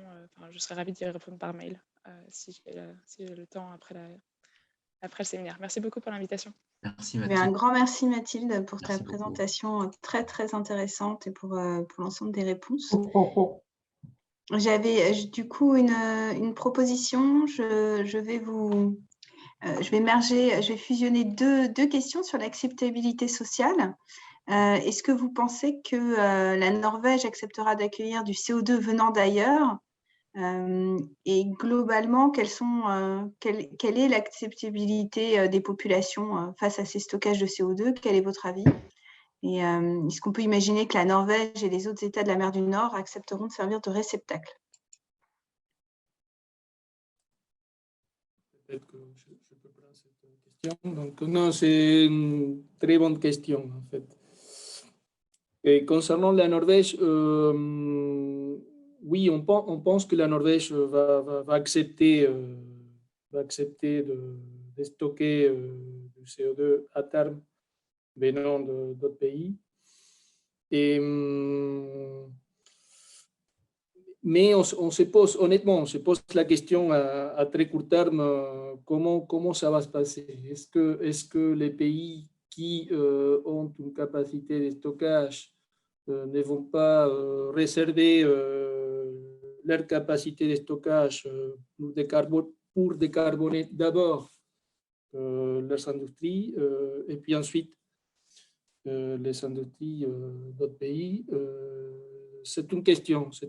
En fait, à terme, on voit bien qu'il y aura un marché un peu fluide du CO2. Et donc, on ne voit pas de risques à long terme. On voit que le CO2, peut-être, pourra devenir un marché assez fluide comme l'LNG, en fait. Mais bon, c'est vrai qu'à court terme, en tout cas, il y a des discussions en cours entre les pays, par exemple, entre la Norvège et la Belgique, pour signer un accord bilatéral de Belgique. Donc, il y a un cluster qui se développe en Belgique autour de Port d'Anvers. Et c'est un cluster assez important, de 15 millions de tonnes d'émissions de CO2. Et donc, il y a une espèce de club de CO2 qui se met en place à Anvers. Et donc, la Belgique négocie avec la Norvège. Donc, on verra effectivement comment tout ça évolue. Je pense qu'à terme, oui, la Norvège va accepter du CO2. Après la dynamique de cette acceptation, donc on verra comment ça se passe. Et puis au niveau acceptabilité de la population, et ce que l'on observe, effectivement, c'est que pour les stockages onshore, en fait, il y a une certaine résistance à accepter les stockages de CO2 dans des sites de stockage à terre, en fait, et dans plusieurs pays, et en Europe en tout cas, pas aux États-Unis. Mais on ne voit pas, en tout cas, on voit pas du tout, en tout cas jusqu'à là, une résistance pour le stockage en mer, en fait, offshore. Donc voilà. Merci Hernan. Une autre question pour vous encore, Hernan, un petit peu piquante peut-être. Donc je crois que vous avez annoncé, si j'ai bien suivi, un objectif de total de 5 millions de tonnes captées par an en 2030, si j'ai bien suivi. Le participant explique que 5 millions de tonnes, ce n'est même pas l'équivalent des émissions de la ville de Paris. Pourquoi les objectifs de Total sont si faibles?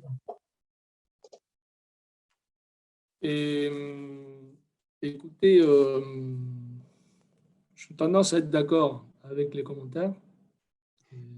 C'est quelque chose qui est en réflexion, pour être honnête. 5 millions de tonnes, c'était l'objectif annoncé l'année dernière. Et effectivement, on voit qu'une espèce d'accélération, parce que tout ça, il faut être honnête, tout ça va être drivé par la demande. En fait, c'est la demande, c'est les sites qui fait la demande dans le CCS. C'est les industriels qui veulent décarboner leur site. C'est eux qui génèrent la demande de services de transport et stockage. Et effectivement, on voit cette accélération, un peu, on voit dans le PowerPoint, on la sent quand même, on la sent venir. Donc, on a une demande, on a beaucoup de contacts avec les industriels dans la région, en Europe continentale. Et donc, effectivement, il y a une accélération de la demande du CCS. Et donc, oui, il y a une réflexion, je ne peux pas donner des chiffres, parce que je ne les sais pas, en fait, mais il y a effectivement une réflexion interne pour voir comment accélérer ces chiffres de 5 millions de tonnes. C'est en cours. J'espère que bientôt, on pourra annoncer d'autres chiffres. Alors, j'ai vu la question qui m'a effectivement un peu interpellé, même si je ne suis plus dans le groupe Total Energy. Et effectivement, 5 millions de tonnes par an, ça ne paraît pas beaucoup, mais c'est aussi à mettre en relation avec les à peu près 170 millions de tonnes par an qui étaient mentionnés par Mathilde à l'horizon 2030. Et finalement, je me disais, 5 millions de tonnes par an par rapport à 170 millions de tonnes par an, ça correspond à peu près au positionnement relatif de Total en termes de production de pétrole et de gaz par rapport à la production mondiale de pétrole et de gaz. Donc finalement, on est à peu près, le groupe est à peu près dans les clous par rapport au développement du CCS globalement. Alors maintenant, ça ne veut pas dire qu'il n'y a pas de marge pour être encore plus offensif. Il faut voir qu'il y a beaucoup de compagnies pétrolières maintenant qui s'intéressent au CCS. Je pense notamment à la Oil and Gas Climate Initiative qui regroupe je crois, 12 ou 13 plus grandes compagnies pétrolières mondiales, incluant les grandes compagnies américaines, Saudi Aramco et les grandes compagnies pétrolières. Tous ces gens-là sont tous actifs pour développer un grand nombre de projets à plusieurs millions de tonnes par an et qui doivent finalement représenter une part significative des 170 millions de tonnes par an dont parlait l'AIE, Mathilde, tout à l'heure. Bon, ça ne veut pas dire qu'il n'y a pas une marge pour aller sensiblement plus loin. Alors moi, je me permets de rebondir sur cette question, sur la question suivante. Quelle est la position de Total concernant le stockage onshore en France et entre parenthèses et en Europe? Bon, pour l'instant, on privilégie le stockage plutôt offshore. Pour l'instant, on n'a pas de projet en portfolio de stockage onshore en Europe. Donc, bon, il y a eu, on a fait, en fait, on a fait un pilote de stockage onshore dans la région de Lac, dans le sud-ouest. Et qui s'est bien passé. Hein. Mais voilà, aujourd'hui, en fait, notre position, c'est plutôt de stocker offshore. Mais enfin, bon, ça, on verra bien comment. En tout cas, c'est notre position aujourd'hui. On n'a pas de projet, pour répondre concrètement, on n'a pas de projet de stockage onshore aujourd'hui en Europe.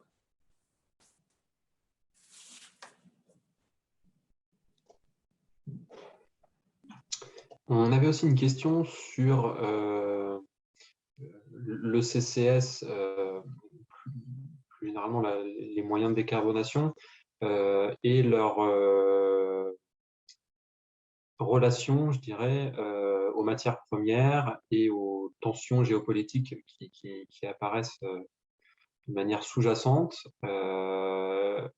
Quelle est la sensibilité du CCS sur cette thématique? Le CCS est-il, comme certaines énergies renouvelables, sensible à ce critère?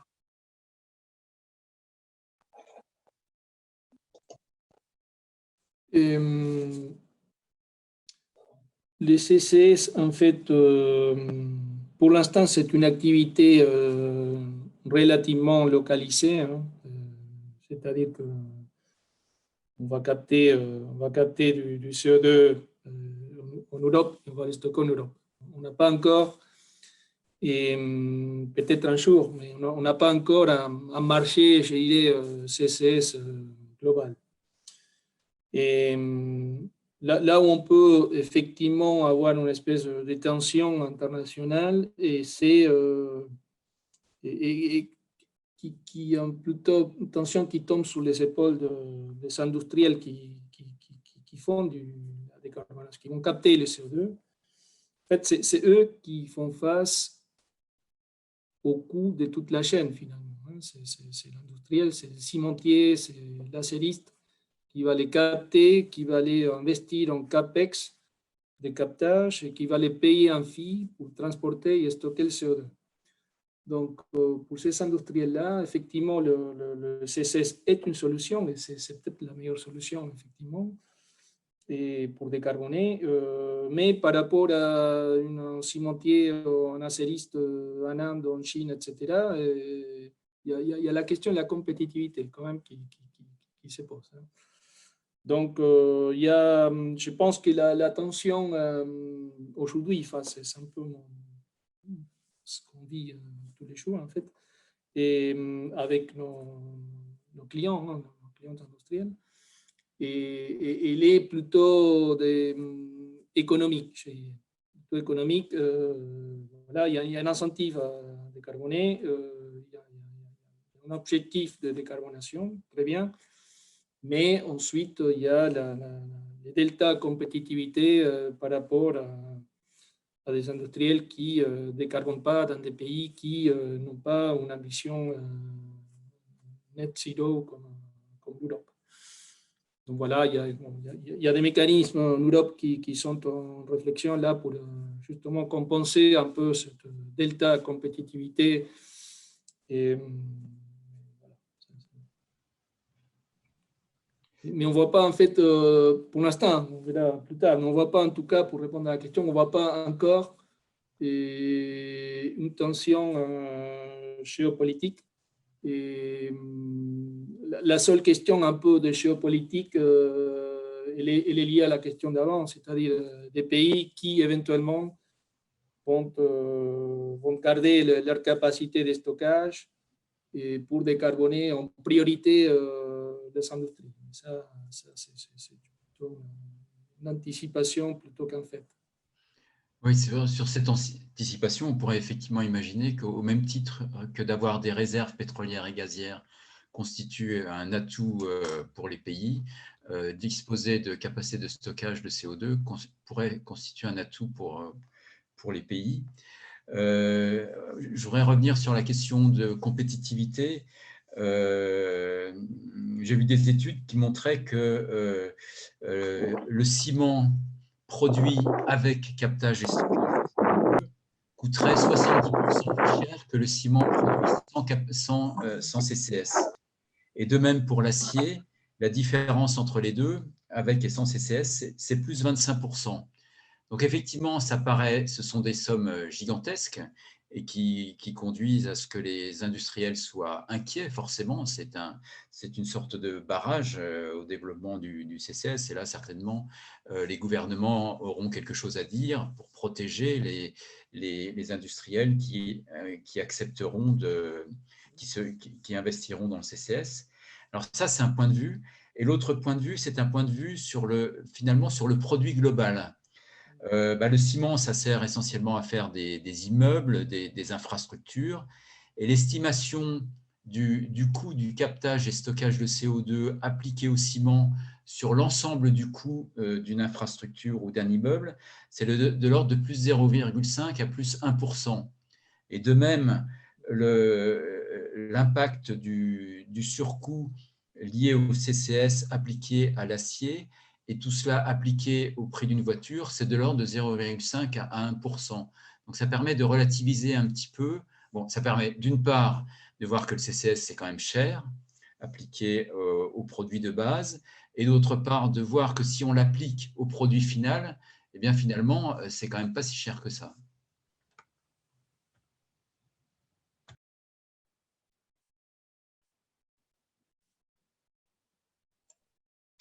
Merci beaucoup à tous les deux. Une question sur les risques. Quels sont les risques inhérents à ce type de projet? Est-ce que vous voyez des risques technologiques du stockage de CO2?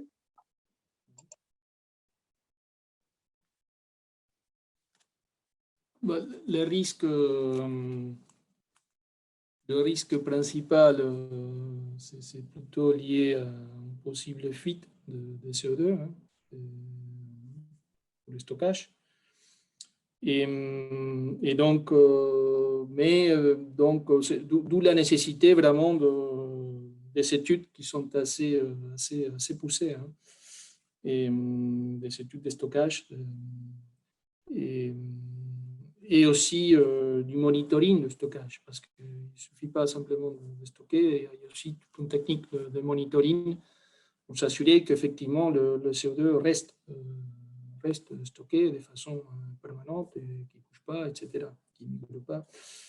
Donc voilà, je dirais c'est le risque. Il peut y avoir un risque aussi de fuite dans des gisements qui sont déplétés, donc des vieux champs qui ont beaucoup de puits, de vieux puits dont l'intégrité n'est pas assurée. Donc voilà, donc tout ça nécessite des études et qui sont assez poussées justement pour minimiser ce risque-là. Et par exemple, chez Total Energies, dès qu'on a un doute, par exemple, sur un quelconque puits qui pourrait connecter un puits existant, qui pourrait connecter avec un gisement qui serait un gisement target pour le stockage CO2. Et donc, on abandonne les puits, on les cimente, et puis on ne prend pas ce type de risque. Donc voilà, le risque c'est plutôt ça. Et les analyses que l'on fait, nous, avec nos experts géologues, montrent que le risque il est plus que marginal.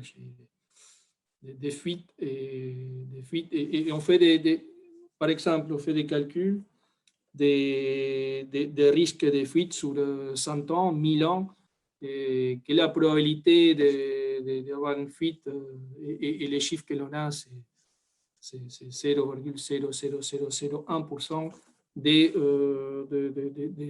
fuites de quelques mètres cubes en 1000 ans. Voilà les types de risques que l'on estime. Et donc ça, comparé au captage des gigatons stockés, captés et stockés, je pense que le risque-bénéfice, il est tout à fait favorable au CCS. Je ne sais pas, Dominique, si tu veux compléter. Oui, je suis tout à fait d'accord, hein. Il y a la probabilité la probabilité que le CO2 reste dans l'atmosphère quand on ne le capte pas, elle est exactement égale à 100%. Et quand on capte le CO2 et qu'on le stocke, on a une probabilité qu'il reste enfoui pour toujours, qui est quand même très très élevée. Donc, et effectivement, il y a la question du monitoring. Ça suppose un certain nombre d'opérations à conduire. Et tout cela est bien entendu en lien avec l'acceptabilité. Donc, comment communiquer sur ce sujet avec les gens, c'est effectivement un grand défi. Et plus généralement, d'ailleurs, à beaucoup de points de vue, les obstacles au développement du CCS sont liés à cette difficulté que la communauté du CCS, encore aujourd'hui, rencontre à faire rêver autour du CCS, qui est quand même assez difficile, alors qu'on peut, entre guillemets, et ce n'est pas pour discréditer ces solutions, mais on peut rêver sur l'électricité produite à partir du soleil ou de l'énergie éolienne. Pour les CCS, c'est un petit peu plus compliqué. Donc, je pense que la communauté du CCS a un réel effort à faire pour faire passer le message que oui, c'est associé à l'industrie lourde, c'est compliqué, c'est lourd, c'est connecté aux anciennes énergies, aux producteurs de pétrole, de gaz et de charbon.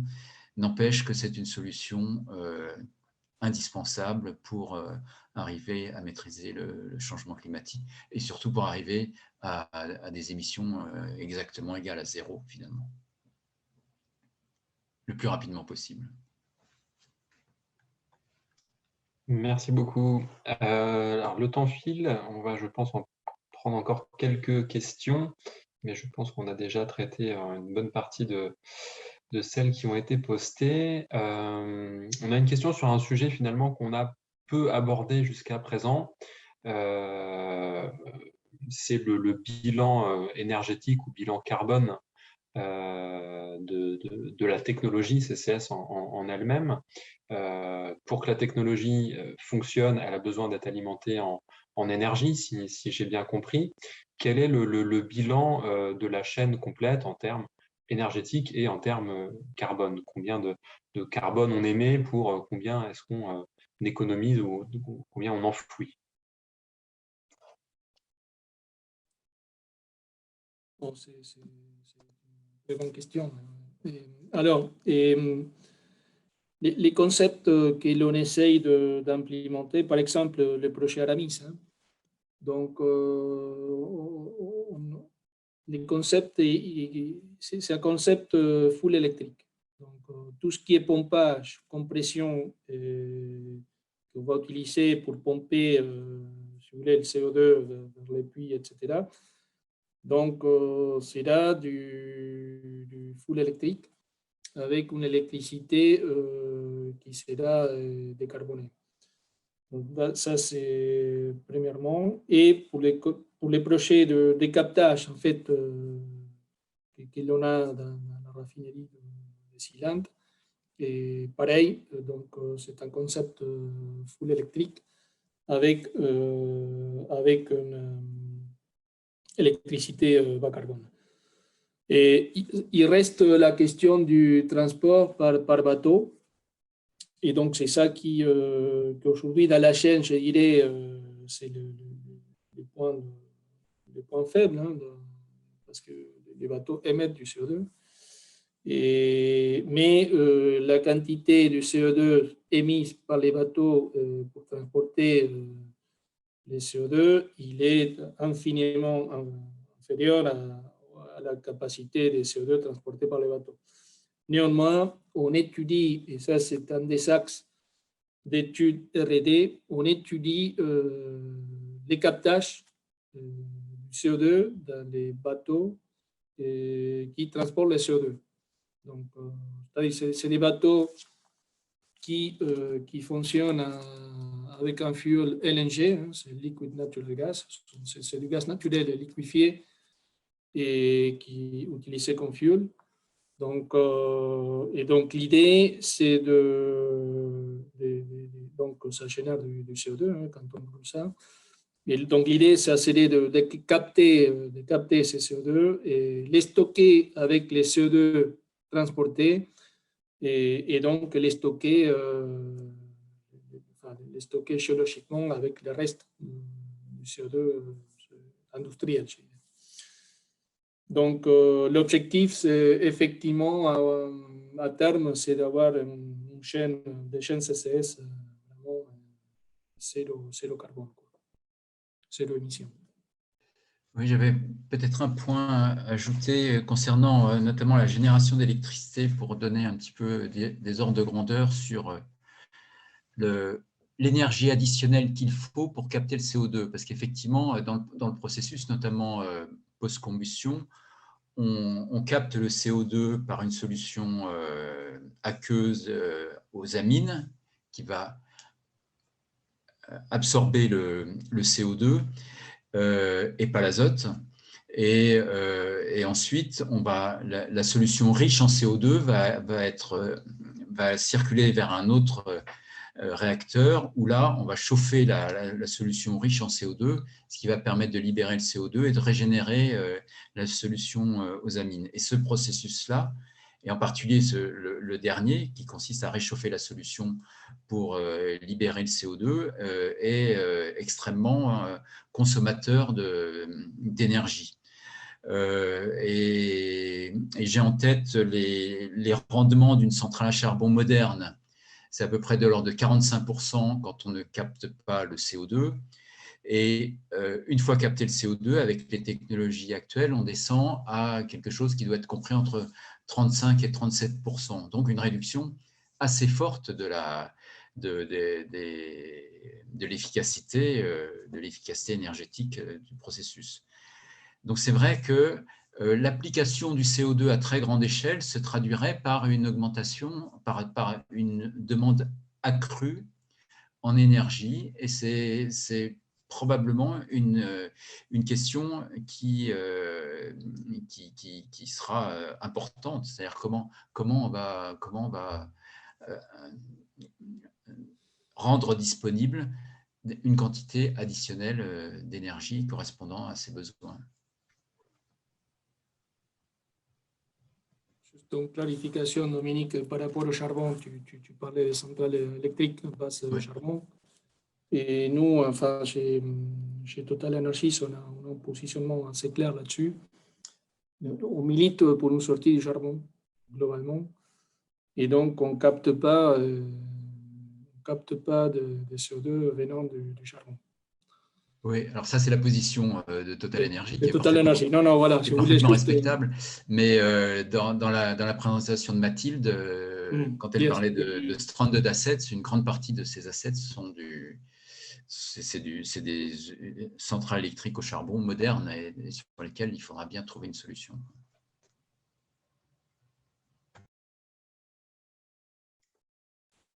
Ok.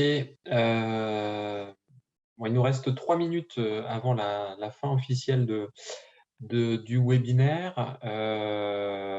Donc je vous propose que l'on conclue, qu'on s'arrête là. Dominique, tu souhaitais peut-être dire un mot de la fin? Oui. Alors, d'abord, je voudrais beaucoup remercier les intervenants, Mathilde et Hernan, et puis aussi vous remercier les participants. On a eu vraiment beaucoup de questions intéressantes qui nous ont parfois poussé un peu dans nos retranchements. Je crois pouvoir dire qu'on a à peu près fait le tour des questions qui étaient posées par le film satirique. On a dit que la technologie, elle est mature, elle est certainement chère, mais elle est mature. C'est vrai qu'on a eu que le CCS ne s'est pas développé aussi vite qu'on aurait voulu qu'il le fasse dans le passé récent, mais le défi reste à relever et il est extrêmement complexe, hein, et ce n'est pas du tout évident qu'on le relève, enfin, que les projets CCS se développent autant qu'il le faudrait, mais c'est probablement le cas, c'est probablement pas une spécificité du CCS.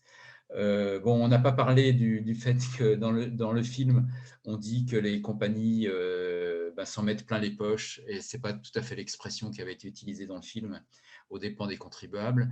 Ce qui est vrai, c'est que pour développer les projets CCS, aujourd'hui, on a besoin d'une certaine forme de… Enfin, ils ont besoin d'une certaine forme de soutien. Finalement, donner un prix au CO2, c'est soutenir aussi cette filière, et les autres d'ailleurs, hein. Et puis, je crois que ce qu'on a surtout dit, c'est que le CCS n'a pas prétention à résoudre tous les problèmes de la Terre, enfin en tout cas à réduire toutes les émissions de CO2, mais c'est un fait qu'il y a des émissions de CO2 qui sont totalement orphelines si le CCS ne se développe pas. Et c'est vrai aussi que pour résoudre le problème, il faut que le CCS se développe à très grande échelle.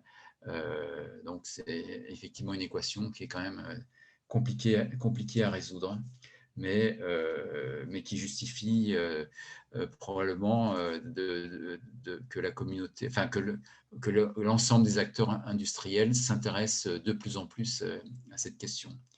Et puis, ce que je voudrais peut-être dire aussi, c'est m'exprimer aussi en termes de formation des ingénieurs. Je trouve que il me semble que le développement du CCS, et peut-être aussi d'ailleurs des autres énergies, c'est aussi, notamment pour des ingénieurs généralistes, des opportunités de développement de carrière qui sont extrêmement intéressantes, parce que finalement tous les secteurs industriels vont être impactés par cette question du changement climatique, et en particulier par la question du développement du CCS. Donc ça me paraît un message quand même positif pour les anciens élèves, et puis les élèves actuels, et puis les jeunes ingénieurs qui sont en début de carrière. Ok, donc le webinaire touche à sa fin avec une petite minute de retard.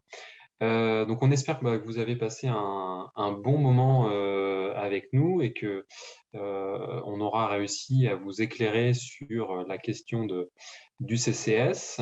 Merci beaucoup aux intervenants, à Hernan, Mathilde et Dominique pour leur présentation et pour le temps qu'ils nous ont consacré dans la préparation de la conférence. Merci à vous tous au nom de Centrale Énergie et Centrale Transition pour votre participation. Si la conférence vous a plu et que vous souhaitez participer à d'autres événements de ce type, n'hésitez pas à nous suivre, Centrale Énergie et Centrale Transition, sur le net, sur les réseaux, via notre site internet, etc. Voilà, je vous souhaite une bonne soirée, un bon appétit à ceux qui n'auraient pas encore mangé comme moi. Et puis, au plaisir de se revoir à une prochaine conférence.